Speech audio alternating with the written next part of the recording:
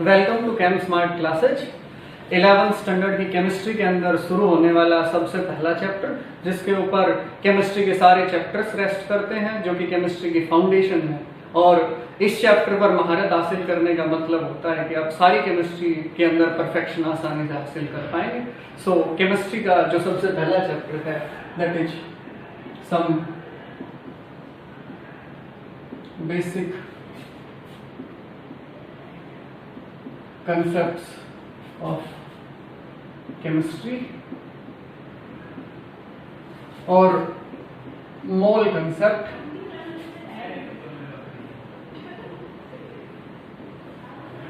Some basic concepts of chemistry को traditional nomenclature में mole concept कहा जाता है।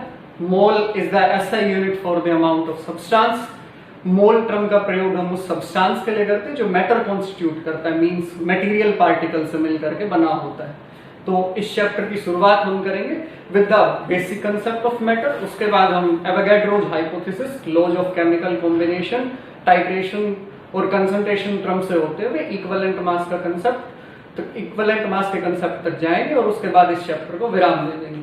ये रिलेटिवली इस चैप्टर का जो सफर है वो हमारे लिए कुछ लंबा रहेगा। हाँ, लेकिन इस चैप्टर में महारत हासिल करने के बाद आपको इतना विश्वास जरूर हो जाएगा कि आप केमिस्ट्री के अंदर आगे आने वाले चैप्टर्स में भी महारत हासिल कर पाएंगे। और केमिस्ट्री का ये चैप्टर हालांकि थोड़ा मुश्किल तो महसूस होता है, क्योंकि मोल का नाम आते ही सब कुछ गोल हो जाता है, बट स्टिल अगर आप थोड़ा सा अभ्यास करेंगे, थोड़े से अभ्यास और थोड़े से प्रयास के साथ इस चैप्टर के ऊपर महारत हासिल की जा सकती है। बट इस चैप्टर को शुरू करने से पहले एक हिदायत जो नॉर्मली हमारे स्टूडेंट्स को रहती है वो ये है कि आप इस चैप्टर को with a variety of question practice के साथ करें, क्योंकि इस चैप्टर के अंदर कॉन्फिडेंस आ तो जाता है, लेकिन अगर आप प्रैक्टिस नहीं करेंगे तो समय के साथ साथ ये चैप्टर आप भूलते चले जाएंगे। इसलिए क्वेश्चन की प्रैक्टिस करें, एक जैसे 50-60 क्वेश्चन ना करें, बल्कि वैरायटी ऑफ क्वेश्चन करें। अगर आप वैरायटी ऑफ क्वेश्चन की प्रैक्टिस करेंगे तो आपका इस चैप्टर में कॉन्फिडेंस बूस्ट हो जाएगा। So let us start with our first chapter of chemistry, that is some basic concepts of chemistry। और इस चैप्टर की शुरुआत करने से पहले सबसे पहला जो कंसेप्ट हम पढ़ते हैं, that is the concept of matter। So matter is anything that occupies space and has mass। कोई भी चीज जो नेचर के अंदर प्रेवलेंट है, जो कि स्पेस ऑक्यूपाई करती है और जिसका मास होता है, उसको हम मैटर बोलते हैं। अब मैटर का मतलब सिर्फ यही नहीं है कि कोई सॉलिड सब्सटेंस आपने ले रखा है, जैसे मैं कहूँ ये मार्कर है, ये सॉलिड है। मैटर कोई लिक्विड भी हो सकता है, कोई गैस भी हो सकती है, क्योंकि अगर आप किसी लिक्विड को किसी कंटेनर के अंदर डाल देंगे तो वो भी उसके अंदर स्पेस ऑक्यूपाई करेगा, उसका भी अपना कोई वॉल्यूम होगा। इन द सेम मैनर अगर आप कोई गैस है तो गैस को आप जब सिलेंडर के अंदर फिल करते हैं, किसी कंटेनर के अंदर वो पैक्ड होती है, तो वो भी वॉल्यूम ऑक्यूपाई करती है और उसका भी अपना मास होता है। It means the definition of matter is not limited up to a solid substance only. So matter के साथ ही हम इसके क्लासिफिकेशन की भी बात करते हैं। सो matter is classified into two parts.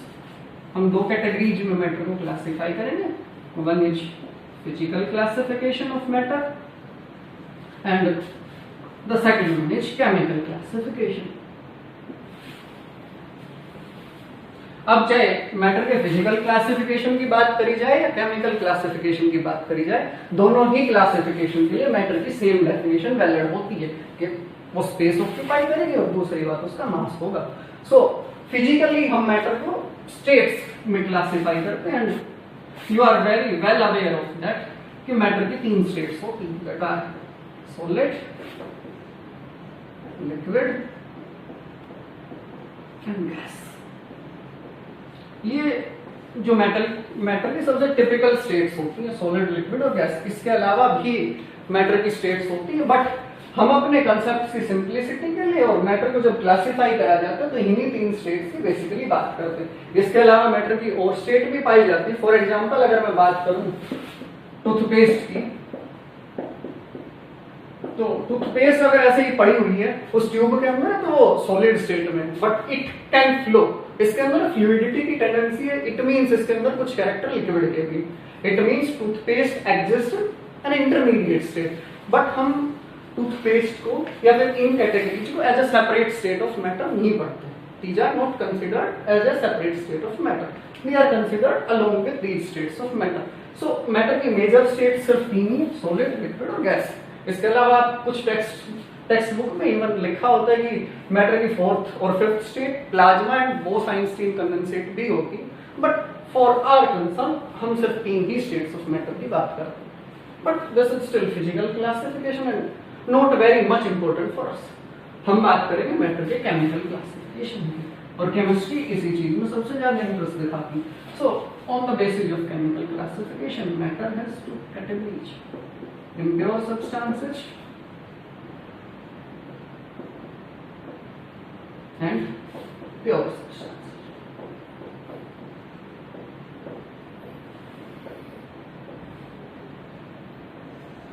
As chemistry point of view आपके लिए जानना जरूरी होता है कि जो दिया गया सब्सटेंस है वो प्योर है या इम्प्योर है. तो अब हम इस कैटेगरी की बात करेंगे. तो हमने जितना लिखा है आप इसको छाप लो, हम इसको मिटा देते हैं.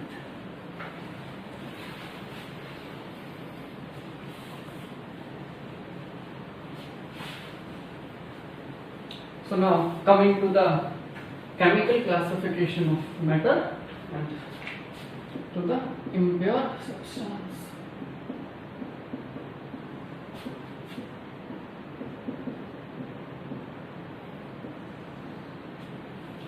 Impure substance या फिर आप इसको मिक्सचर भी कह सकते हैं.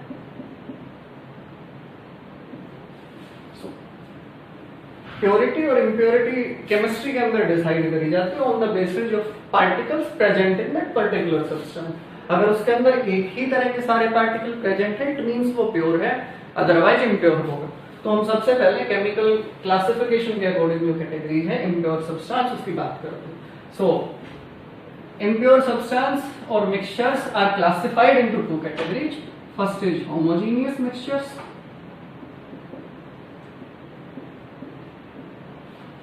and the another category is heterogeneous.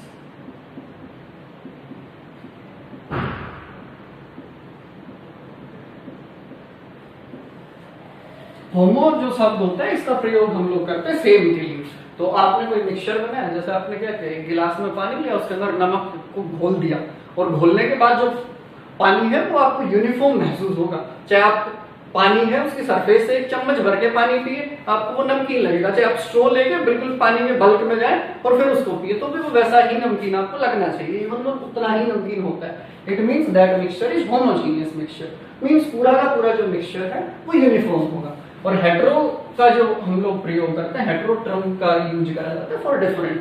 जैसे आपने पानी लिया, पानी के अंदर मुट्ठी भर के आपने मिट्टी डाल दी. अब मिट्टी डालने के बाद क्या होगा, आप उसको चाहे कितना ही घोल लें, थोड़ी देर बाद वो जो मिट्टी है वो सेटल डाउन हो जाएगी, वो उसकी तली में बैठ जाएगी, और उसके बाद जो मिक्सचर है वो होमोजेनियस नहीं रहेगा. सो होमोजेनियस मिक्सचर्स क्या होता है, a substance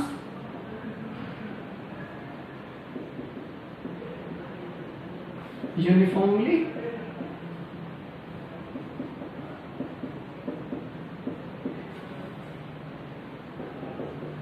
mixes into another substance. And यहाँ क्या होगा, a substance is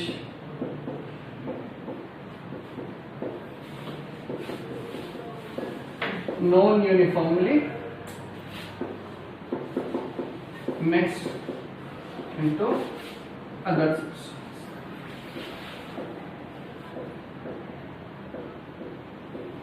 तो अगर एक सब्सटेंस दूसरे के अंदर यूनिफॉर्मली मिक्स होता है तो आप उस मिक्सचर को होमोजेनियस मिक्सचर बुलाएंगे. उदाहरण के लिए आपने नमक लिया और उसको पानी में घोल दिया, so salt plus water forms a homogeneous mixture. आप शुगर ले सकते हैं और चीनी को आप अगर इथेनॉल यानी कि अल्कोहल के अंदर मिला के और मीठी शराब बना सकते हैं. It will also form a homogeneous mixture. अब अगर मैं हेटेरोजेनियस की बात करूं तो आप मिट्टी लीजिए और मिट्टी को पानी में डाल दीजिए, it will be a heterogeneous mixture. And आप साल्ट लें और उसको अल्कोहल में मिलाएं, so it is insoluble ethanol, ये साल्ट प्योरली आयनिक नेचर का कंपाउंड होता है, ये आपने अपनी अर्लियर क्लासेस में पढ़ा भी होगा। सो ये अल्कोहल के अंदर सोल्यूबल नहीं होता। तो इसका जो मिक्सचर बनेगा वो हेट्रोजीनियस ही बनेगा। मींस अगर आप अल्कोहल ले, शराब लें और उसके अंदर थोड़ा सा नमक मिलाने की कोशिश करें तो उसका कोई लिटिल बिट पोर्शन उसके अंदर डिजोल्व हो सकता है, अदरवाइज वो जो नमक है आपको नीचे ही गिरा हुआ मिलेगा। इट मींस जो मिक्सचर बनेगा वो हेट्रोजीनियस ही होगा। करने को तो आप ये भी कर सकते हो, साल्ट लो, उसके अंदर शुगर मिला के रख लो, भगवान के लिए इसमें पानी मत मिला देना, क्योंकि अगर आप इसमें पानी मिलाओगे तो ORS का सॉल्यूशन बन जाएगा and that will be homogeneous. But I am talking about just mixing of salt and sugar. अगर आप नमक और चीनी मिलाते हैं तो that mixture will be heterogeneous at all. So be careful about this. अगर इसके अंदर वाटर ऐड कर दिया जाता है then it will form a homogeneous mixture, but still the mixture of salt and sugar is heterogeneous. So और एक बात और, जो होमोजीनियस मिक्सचर्स होते हैं इन्हीं को प्यार से हम लोग सॉल्यूशन भी बुलाते हैं। एंड सॉल्यूशंस की बात हम इस चैप्टर के बिल्कुल एंडिंग में करेंगे, और इसके अलावा 12th क्लास के अंदर एक प्यारा सा सॉल्यूशन का चैप्टर भी है। बट स्टिल तो ये जो चीजें हैं बहुत आसान है, इनको मुश्किल मत समझ लेना, क्योंकि केमिस्ट्री के फाउंडेशंस हैं और आप डेली लाइफ में आराम से इथेनॉल से, वाटर से, सैंड से मुलाकात भी करते हैं। So these are examples from your everyday life, so don't be panic about these. So this is about impure substances.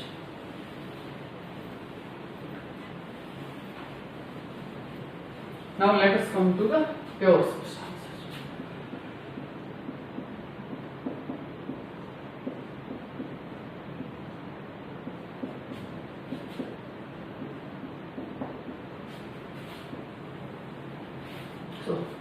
Pure substances are divided into 2 categories. अब प्योर सब्सटेंस आप नाम से ही समझ पा रहे हैं, इसके अंदर एक ही तरह के पार्टिकल्स होंगे, means there is no contamination. So pure substances are divided into 2 categories, one is elements, another is compounds. These two are very pure form of matter. So elements आप जानते हो 118 elements are discovered up to today. So now first of all let us see the definition of element. Element हम उस चीज को बोलते हैं जिसके अंदर एक ही तरह के atoms present हो, means any substance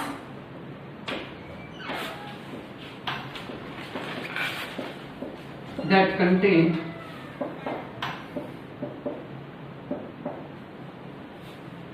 similar atoms। आप अगर इस डेफिनेशन को थोड़ा एक्सटेंड करना चाहें तो आप इतना कह सकते हैं which are having same shape, size,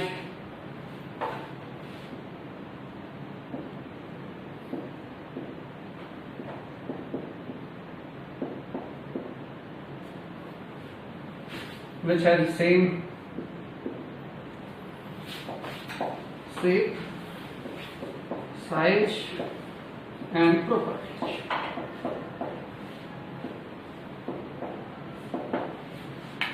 तो कोई भी सब्सटेंस जिसके अंदर सारे के सारे एक जैसे एटम उपलब्ध हो, जिनका शेप सेम हो, साइज सेम हो और जिनकी प्रॉपर्टीज तो उसको आप बोलेंगे एलिमेंट्स। अब एलिमेंट के अगर मैं उदाहरण की बात करूं तो आप कह सकते हैं hydrogen is an element, helium, neon. ये तो स्टिल आप अच्छे से याद रख पाए ना रख पाए, लेकिन आपको कुछ अच्छी अच्छी चीजें याद होगी, जैसे गोल्ड, प्लैटिनम, सिल्वर। ये तो महंगी महंगी चीजें तो आप एटलीस्ट याद रख ही सकते हो। These are very familiar and famous examples of elements. And अब कुछ एक फैक्ट्स मैं आपको बता देता हूँ एलिमेंट्स के बारे में, then we shall continue with compounds. हालांकि आपको इसके ऊपर रट्टा नहीं मारना कि आप बैठ जाओ रट्टे मारने, क्योंकि कुछ एक हल्के फुल्के बेसिक से छोटे मोटे फैक्ट्स हैं, you should know about that. 118 elements are known today।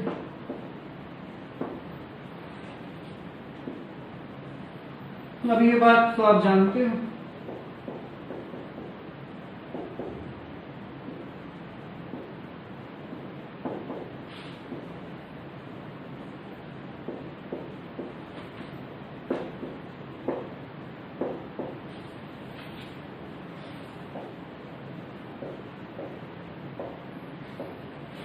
जो ज्यादातर एलिमेंट है वो या तो सॉलिड स्टेट में पाए जाते हैं या गैसियस स्टेट में पाए जाते हैं। Only 2 elements are liquids that are bromine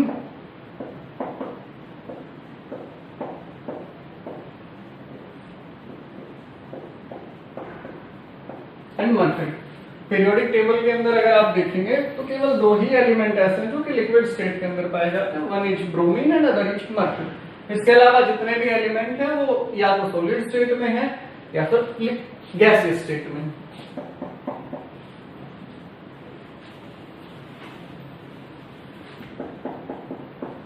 About 75% elements are metals। जितने भी आज तक एलिमेंट डिस्कवर हुए उनमें से मोर देन 75% एलिमेंट ऐसे जो कि मेटल्स हैं। इट मींस आप ये कह सकते हो कि जो मेजर पोर्शन है वो सॉलिड ही कंस्टिट्यूट करते हैं। इसके बाद नंबर आता है गैसेज का और लिक्विड तो ना के बराबर ही है, बट स्टिल ये इंपॉर्टेंट चीज है, आपको रट्टा नहीं मारना है, बट एक आइडिया तो हो कि एलिमेंट्स के बारे में हमने कुछ पढ़ा था। So now continuing with compounds.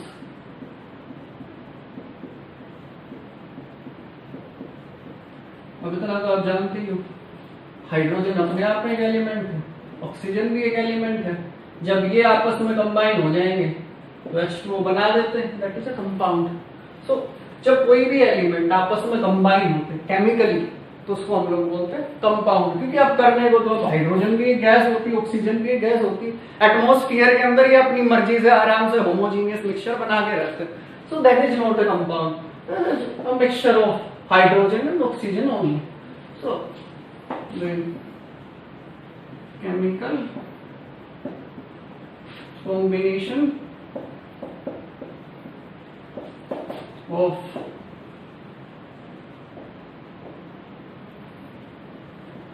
elements from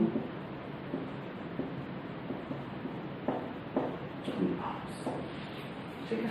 अब जो ये एलिमेंट कंबाइन होंगे, ये किस तरीके से कंबाइन होंगे, वो चीज हम लोग लॉज ऑफ केमिकल कॉम्बिनेशन के अंदर सीखेंगे कि कौन कौन से गवर्निंग लॉज होते हैं जो कि एलिमेंट्स के कॉम्बिनेशन से कंपाउंड बनाने में काम आते हैं। अब कल की तारीख में मैं तुम्हें कोई 2-4 एलिमेंट पकड़ा दूं और ये कह दूं तुम इसका कंपाउंड बना दो और तुम कुछ भी कल की तारीख में बना के बैठ जाओ जो एग्जिस्ट ही ना करता, तो इसलिए कुछ लॉज को सीखना भी जरूरी होता है जो कि ये गवर्न करेंगे कि दिया गया कंपाउंड जो तुम बना के लाए वो वास्तव में बनेगा या नहीं बनेगा।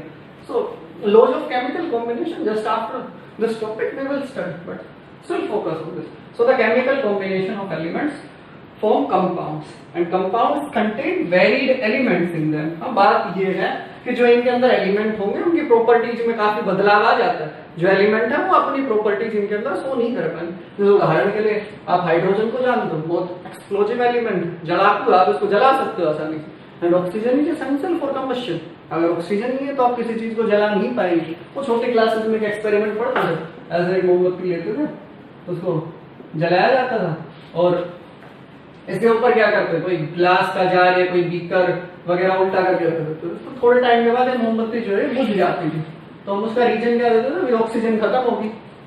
ऑक्सीजन अगर खत्म होगी तो ये नहीं जल पाएगी। इट मीन्स ऑक्सीजन जो है वो कंबशन को सपोर्ट करती है और it is necessary for combustion. अब देखो, एक है जलने वाला, हाइड्रोजन को आप जला सकते हो, इवन ये ब्लास्ट भी कर सकती। हाइड्रोजन बॉम्ब का नाम आपने सुना भी होगा।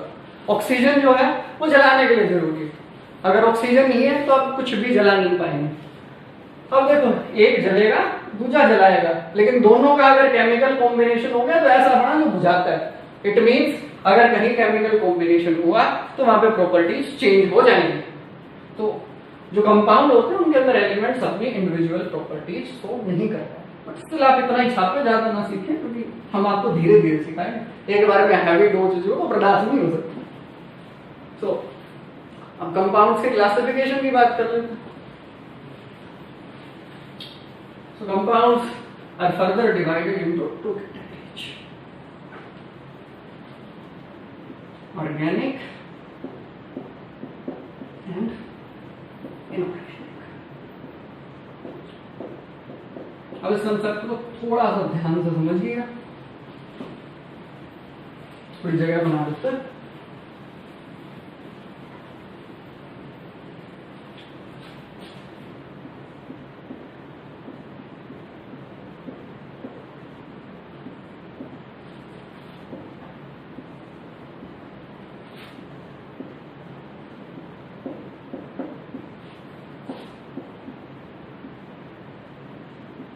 अब ऑर्गेनिक इनऑर्गेनिक कंपाउंड्स का आइडिया तो बच्चों को छोटी क्लासेस से हो ही जाता है।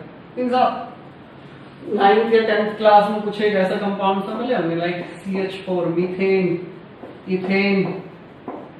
तो हम कहते हैं जनरली वो कंपाउंड्स जिनके अंदर कार्बन प्रेजेंट हो उनको ऑर्गेनिक बोला जाता है। Means carbon and hydrogen containing compounds are known as organic compounds. Means compounds containing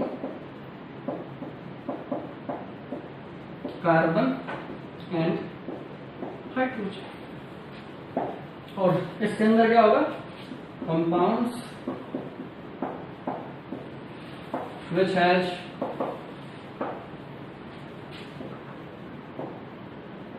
elements other than carbon. मतलब अगर कोई कंपाउंड आपको दिया जाए जिसके अंदर कार्बन और हाइड्रोजन दोनों हो तो आप ये कह दोगे कि भाई वो कंपाउंड जो है वो ऑर्गेनिक है, अदरवाइज वो कैसा होगा? इनऑर्गेनिक होगा। मींस जो बेसिक छोटी सी डेफिनेशन जो अर्लियर क्लासेस में हमारे बच्चों को पढ़ाई जाती है वो यही है। बट एक बात बताइए, मैं एक उदाहरण बताता हूँ। Carbon dioxide, carbon monoxide and carbonate ion. Means आप कोई भी कार्बोनेट ले लो, सोडियम कार्बोनेट हो गया जैसे, कैल्शियम कार्बोनेट। तो ये जो कंपाउंड है इनका नेचर कैसा है? आप कहोगे बीन के अंदर तो कार्बन प्रेजेंट है, it means they must be of organic origin, but actually they are not organic. ये जो कंपाउंड होते हैं इनऑर्गेनिक है। तो अब सवाल ये पैदा होता है, कार्बन है फिर भी हमने इनको इनऑर्गेनिक क्यों बोला? तो यहां हम एक छोटा सा एक्सक्यूज देते हैं, as they do not have hydrogen। मैं इनके पास हाइड्रोजन नहीं है, इसलिए हमने कह दिया कि ये जो है ऑर्गेनिक नहीं हो सकती, ये इनऑर्गेनिक होंगे। अब अगली बात करते, चलो भाई सही है। अब कई बार हाइड्रोजन शामिल हो तो भी कंपाउंड ऑर्गेनिक नहीं होता है। अब उसके लिए अगला उदाहरण आप देखिए।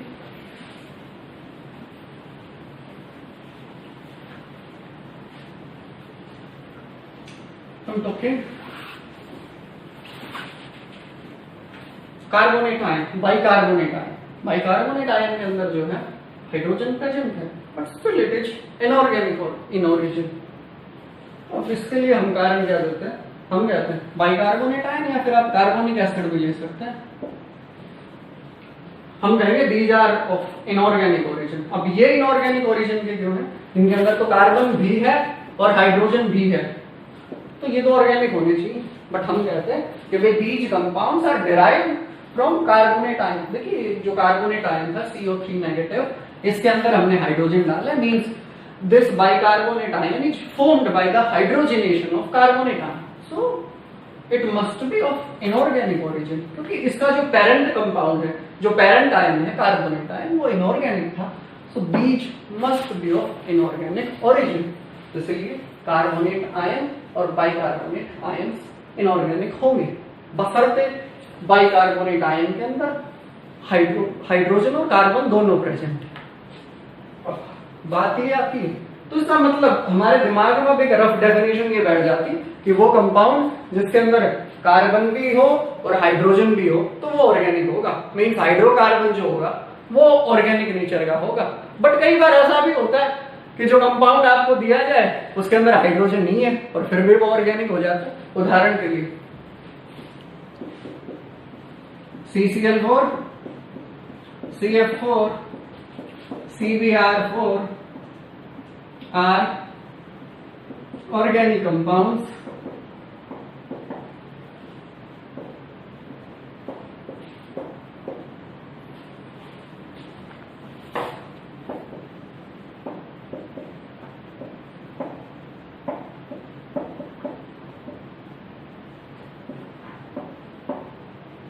इनके अंदर हाइड्रोजन नहीं है लेकिन फिर भी ये ऑर्गेनिक है।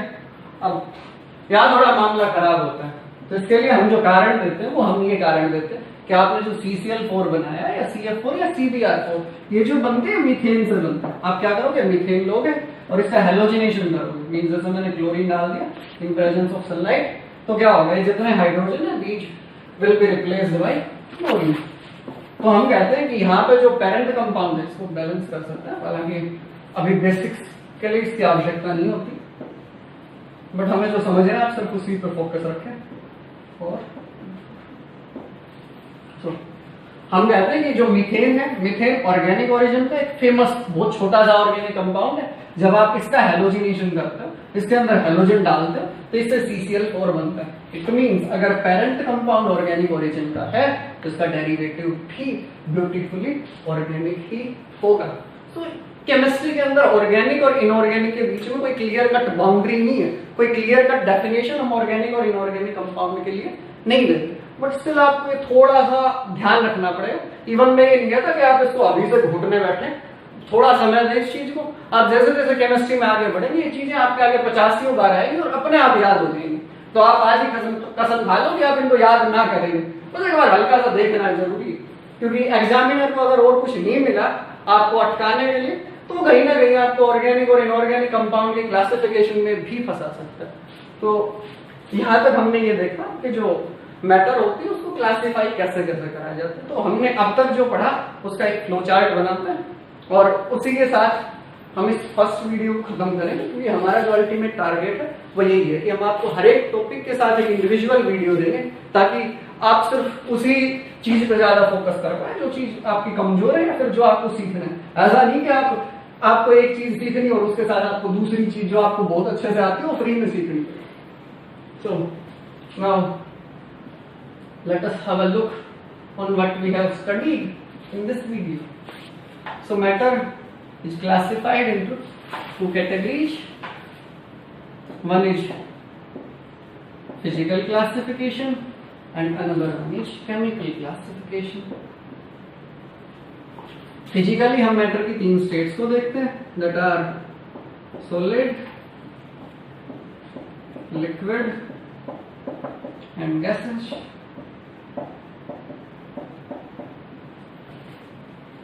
केमिकल की अगर बात करी जाए तो केमिकली हम लोग दो कैटेगरीज फर्दर पढ़ेंगे, वन आर प्योर सब्सटेंसेस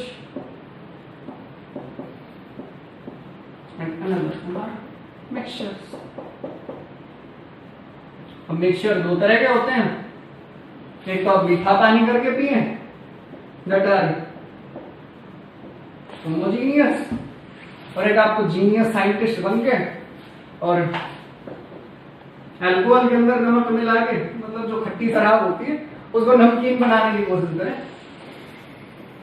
तो हेटेरोजीनियस। अब इसी तरह से जो प्योर सब्सटेंस होते हैं उसकी भी दो कैटेगरीज हमने पढ़ी, one is elements, another one is compounds. इसी के साथ हम जो है अपने पहले भाषण को विराम देंगे और अगली जो वीडियो आएगी उसके अंदर हम स्टडी करेंगे what are atoms, what are molecules, compounds क्या होते हैं, और एटॉमिक मास यूनिट पे जो एटम्स होते हैं उनका मास मेजर कैसे किया जाता है। तो इन छोटी छोटी डेफिनेशन को जो कि आपके बेसिक कंसेप्ट को और ज्यादा डेवलप करेंगे उनकी बात करेंगे। Thank you very much for watching.